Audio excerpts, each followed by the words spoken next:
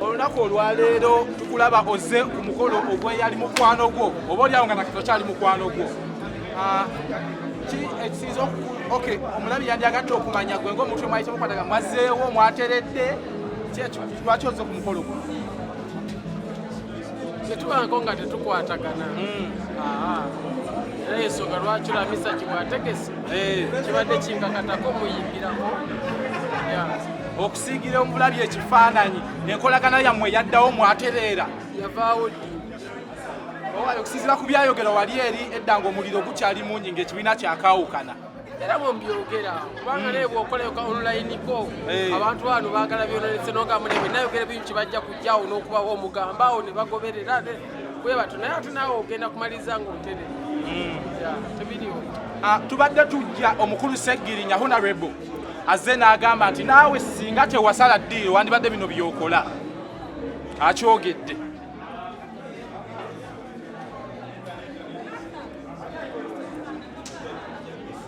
omuwa bubaka ki wa komenti muntu asaana silence mu kino otegeeza ki omukulu tadeserving my comment Honorable Seggirinya tadeserving at comment olwaki tagideserving that's it ye awadde endowooza ye nze sira gye nyago olunaku olwaleero okwenyiga kubadde kungi eri abantu otegeseko ku shows mu bifo ebyenjawulo Hotel Africana wanawa olowooza obuzibu buno buvuddewa kuba abantu bali ebwereyo bacomplaininga nnyo ndowooza kisooka omuyimbi bamwagala ate babadde n'ennyonta kyenyiza okulowooza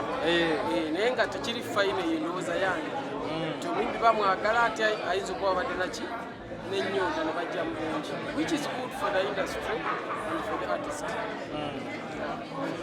Ku Kivuulu kino engeri gye tulabye nti all the old friends muze ne mukuŋŋaana tusuubirawo surprise ya the new eagles eyinza okumerukawo mu kiro kino surprise tesobola kujja mu kiro kino surprise bagiteesa noyita bannamawulire ne mukyogerako so surprise teyinza kugwa gwe tokiraba nga kiyinza okusoboka kubanga wooli Haruna Mubiru waali papa waali kusaasira waali mwenna weemuli era bwe kiba kitwetaagisa okujja wamu tujja bwe tumala kyo ne tuddayo naye surprise sobola kusuubiza surprise mu kiro kino awo mba nimba abalabi eri abalabi abakwagala gwe basuubiza concert ye eriyo ddi saagala kukyamukira wano baga nti concert ya lunaku bwe ruti kamisa kyamalirize bulungi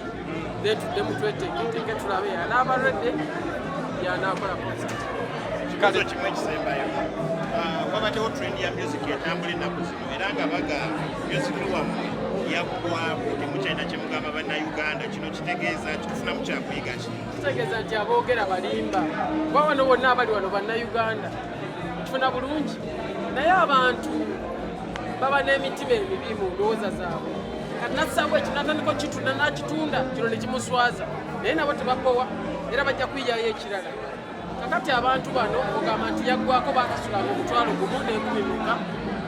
leero basabye 10 ne bajja kati gwe batasobola okukozesa ndowooza yo nti abantu bano ebintu betubateekako ebyo ate ne babooga ne balemerawo so bambi tulina mu aba media mufuna endowooza eyammwe nemugago ne tumusudde tutya kati olina platform n'ogikozesa tukatugende tugundi yagwa oba n'olina nekokigambe n'asirikamu naye oli omuwagizi bulijjo asasula asigala n'obulumi kyokka talina platform talina waliddiramu musajja wattu oba mukazi wattu n'asirika kati eyawanga omutwalo ogumu agenda okulira nti leero gyekiri naye kyakumi mukazi wattu omusajja wattu n'atambula n'akola ki ajje era gwomidde nalimukyaa kitodde bwe tuba nga tugamba abantu kiki ekikosa tekikosa ffeffekka tugenda ne tunyiigira omuyimbi oba n'owulira obujja ku muyimbi n'obuteeka kuye nga muntu n'ova ku product wakati goyinza okuba ng'essimu oba kamera zemukozesa ng'agikola ne karakita zazikola temugimanyi omwagala ki product kakati kyabulabe ennyo media kyekola ogamba nti katulwanyise omuntu ne product omuntu aba ne karakita nono osobola okuvuma okifuna bulungi naye ate eriyo yayagala ennyimba nga nange tanjagala so let us promote the product abaproducer ba products go to sort weekend ewedde kulwokutano bweruti muwala wo Martha Mukisa yavaayo n'akola show naye kyemuyisa bulungi abantu ne balowooza nti abantu bakowa music naye ate olwaleero Mesach wakoze ekintu ekyo abantu bafunye perspective endala mundaba yolowooza ki ekireetedde gino emigi gy'emito okubeera nga tebasobola kwambaza abantu ngatto basobola emigi gy'emito gisobola naye mugitwala speed Mesach ayimbidde emyaka gigera mu 25 almost emyaka gya Martha Mukisa lwaki obageraageranya ababiri Martha ekintu kye yakoze nakyamaanyi nnyo ekyokutegeka show yes courage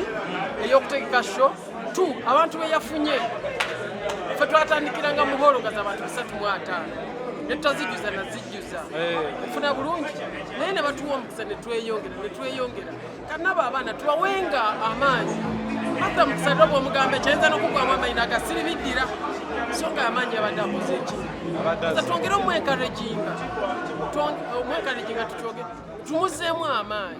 nti muwala yavuddeyo n'akola kye yakoze olunaku ne lubaawo so ffenna ffe tukoze ensobi mutuwagiridde emyaka 3 Martha Mukisa ero oba aweza 3 ayina emyaka 12 mu ndongo naye gyamanyikiddwako aze after lockdown kale naye waba atandise n'avayo tumwongere maanyi